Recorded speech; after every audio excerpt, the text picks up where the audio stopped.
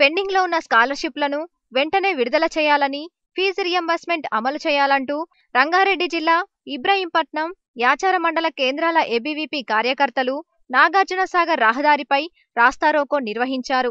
ప్రభుత్వం అనవసరమైన వాటికి కోట్లు విడుదల చేస్తుందని, విద్యార్థుల బంగారు భవిష్యత్తుకు బాటలు వేసే ఫీజు రియంబర్స్మెంట్ కు మాత్రం ఆలస్యం చూపుతుందని కార్యకర్తలు ఆరోపించారు. ఫీజు రియంబర్స్మెంట్ వెంటనే విడుదల చేయకపోతే ఉద్యమం మరింత ఉద్రిక్తం చేస్తామని వారు హెచ్చరించారు. మీరు అడగకుండా ఈరోజు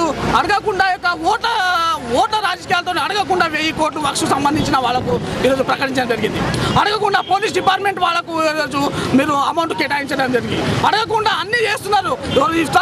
అడగకుండా మీరు చేసిన కార్యక్రమం. కానీ మేము అడుగుతున్నాం, ఈరోజు రోడ్ల ఎంబడి విడి ఈరోజు భిక్షాటన చేసిన ఒక సందర్భం కనిపిస్తున్నది. రోడ్ల ఎంబడి విడి మా యొక్క ప్రజాపతిని కావచ్చు, రకరకాల వాళ్ళు కావచ్చు, అయ్యా మా ఫీజు రియంబర్స్మెంట్ విడుదల చేయండి, మా స్కాలర్షిప్ విడుదల చేయండి, మేము చదువుకోవాలి.